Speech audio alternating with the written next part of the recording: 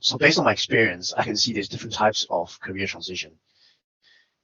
The causes are voluntary, could be personal reasons. You decided, the mothers might be maternity leave, fathers might be paternity leave, or you realize that you don't like your job or career any further. Voluntary, it could be retrenchments, it could be the company went under, it could be multiple reasons.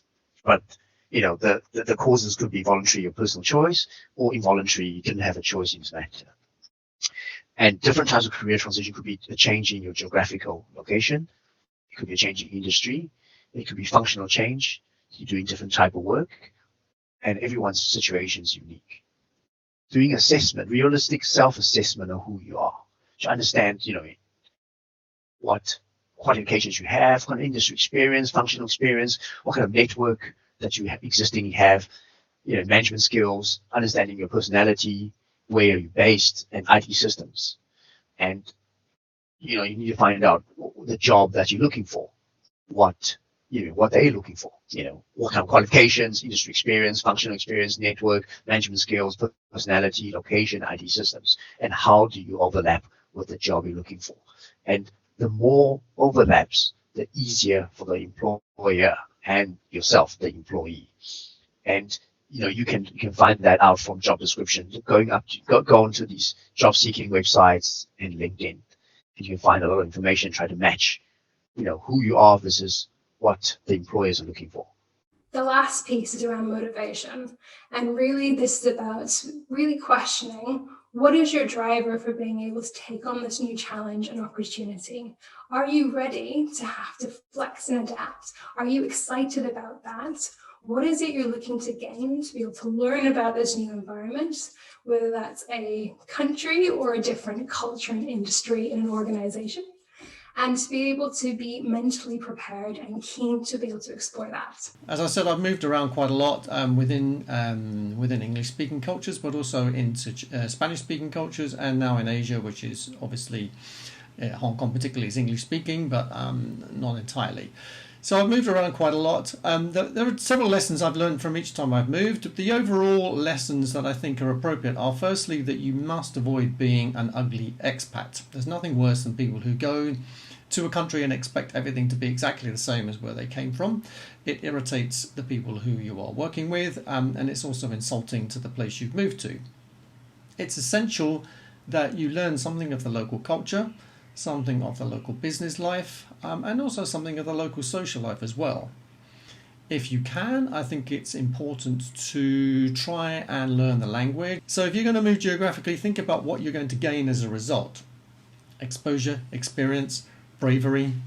You start to build up a defense mechanism against the fear of doing things. For some people, it's a very nerve-wracking experience. For others, like me, having done it so many times, it's actually pretty easy now. So you learn a lot about yourself. You'll learn a lot about the way that business is done in different countries, and I would thoroughly recommend it to anybody, particularly if you're younger. It's essential to build up skill sets which are transferable and which are flexible, and to learn yourself how you could apply those in different fields in the future. So Corey's question is about recommendations for how to network or find roles in a new geographical area, outside of applying to online job boards or just trial and error.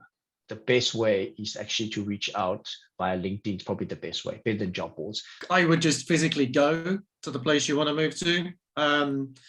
Just spend a couple of weeks, take time out and go there. And if there's any regional conferences or anything like that, then just go.